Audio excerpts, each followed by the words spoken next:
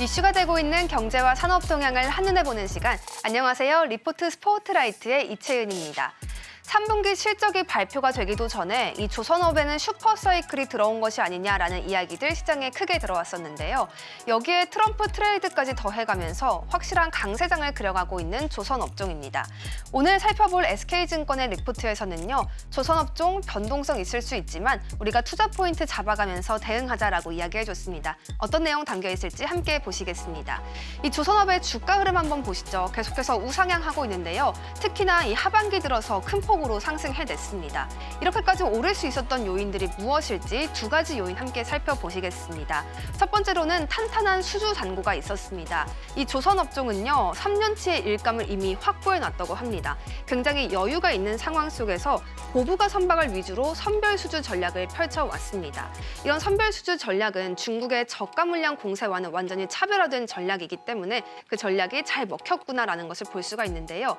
이 그림을 보시면 정말 선별 수주 전략 덕분에 영업이익이 잘 나왔고요. 크게 성장한 영업이익 덕분에 조선 3사는 13년 만에 연간 동반 흑자를 달성했다는 소식까지 전해졌습니다. 이 친환경 선박을 위주로 우리는 계속 선별 수주를 이어갔는데 친환경 선박은 중국에 비해서 3년이나 기술적으로 더 앞서 있다는 점까지 매우 고무적입니다. 또 두 번째 요인도 함께 살펴보시죠. 미국의 영향이 있었는데요. 대중국 제재를 위해서 미국에서는 조선업을 하나의 카드로 쥐고 갈 수도 있겠다라는 전망 계속 나오고 있습니다. 이 국내 조선사에서는 반사 이익을 가져갈 수 있는데 정말로 이 중국에서 불공정 관행을 했다라는 이야기가 미국 노조에서 청원으로 이어지면서 미국 무역대표부는 조사에 착수한 바가 있었고요. 이날 우리나라의 조선업 주가가 오르기도 했습니다. 또 미군 함정 MRO 사업이 수주할 수 있다는 점, 그리고 트럼프가 한국 조선업의 필요성을 언급했다는 점까지 조선업의 주가를 끌어올린 요인들이었습니다. 이 MRO 사업에 대해서는 뒤에서 조금 더 자세히 설명드리겠습니다. 또 조선업의 투자 포인트까지 우리가 살펴가야겠습니다. 조선업의 세 가지 투자 포인트를 가지고 변동성에 대처해가자라고 오늘 리포트가 이야기를 해주었는데요. 먼저 첫 번째 포인트입니다. LNG선 수주에 대한 이야기인데요. 어제 유틸리티 업종에 대한 리포트 제가 전해드리면서 이 LNG 수요와 공급 계속해서 늘어갈 것이고 LNG에 대한 의존성도 높아질 것이다 이런 말씀 전해드렸습니다. 또 트럼프 트레이드까지 받아가면서 LNG의 공급량은 대폭 늘어날 것이라는 점까지 우리가 짚어갈 수가 있었는데요. 그럼 자연스럽게 이 LNG를 싣고 나를 수 있는 LNG선에 대한 수요까지도 늘어나겠죠. 이에 대해서 국내 조선소들은 매우 좋은 소식들을 가져갈 수가 있겠습니다. 작년 한 해 동안 이 한국의 조선소들은요, 전 세계의 이 LNG선 80%를 수주해 갔다고 합니다. 확실한 경쟁력을 가져가고 있는 그런 선박이고요. 이 LNG 운반선은 특히나 고부가 선박이기 때문에 수익성이 매우 높습니다. 대당 약 3,600억 원이나 되는데 그렇기 때문에 조선사 수익선을 개선하는 데 매우 큰 역할을 할 수 있는 선박이기도 합니다. 두 번째로는 미 해군 함정에 대한 MRO 산업을 우리가 함께 가져갈 수 있을 것으로 파악이 됩니다. 이 MRO 시장은요, 연 20조 원 규모로 굉장히 큰데요. 이 규모는 계속해서 커질 것으로 예상이 되고 있습니다. 이 미국 국방부는 한 가지 정책을 가져가고 있는데 해군 함정에 대한 정비 수요가 늘어나면 동아시아에서 이 수요를 해소하자라는 정책을 가져가고 있다는 것입니다. 동아시아에서 조선업으로 강한 것, 우리나라 그리고 중국일 텐데 당연히 우리나라가 강한 수혜 받아갈 수가 있겠습니다.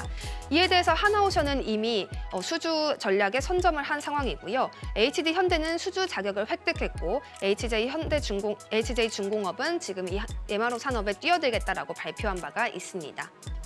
또 세 번째 포인트까지 함께 보시죠. 미국에서 중국의 조선업을 계속해서 제재해 갈 것으로 파악이 되는 가운데 이 중국은 저가 선박으로 물량 공세를 해왔습니다. 여기에 관세가 부과되면 경쟁력을 당연히 잃을 수밖에 없습니다.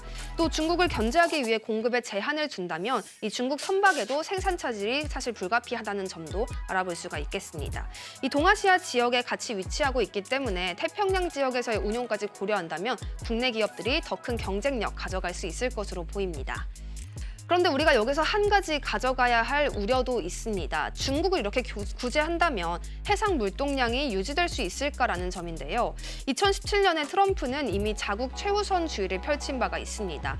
그리고 어제 트루스 소셜을 통해서도 이 트럼프는 중국의 10%, 캐나다와 멕시코에는 20%의 관세를 부과할 것이다라고 발표를 했기 때문에 이 해상 물동량이 줄어들 수밖에 없을 텐데 우리 조선업에 어떤 타격을 주게 될지 그 부분은 체크를 해봐야겠습니다. 또 시장에 나와 있는 뉴스거리도 한 가지 보시죠. 캐나다 잠수함 무려 60조 규모입니다. 이 캐나다 잠수함에 대한 수주 가능성도 국내 기업들이 더 크게 가져갈 것으로 보입니다. 한국과 독일 그리고 일본이 입찰 경쟁에 나서 있었는데 이 캐나다 입장에서는 러시아와 중국에 대한 군사 위협에 맞서기 위해 납기 일정을 조금 더 빨리 해달라고 요청을 했습니다. 이런 소식이 전해지면서 일본은 납기 기일을 맞추기가 어렵기 때문에 경쟁 입찰을 포기하겠다라고 발표를 했고요.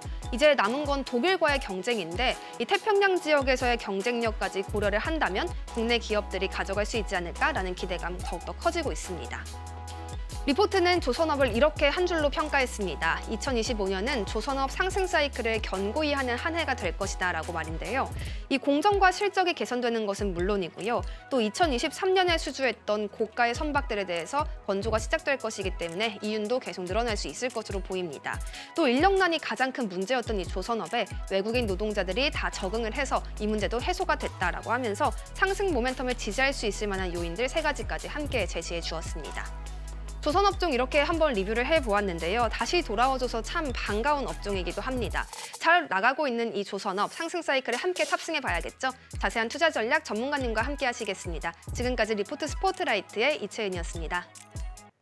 지금 바로 구독을 눌러보세요. 실시간 경제 뉴스, 투자 전문가들의 다양한 시황과 정확한 분석, 또 알찬 투자 정보까지 신뢰할 수 있는 저희 서울경제TV와 함께하세요.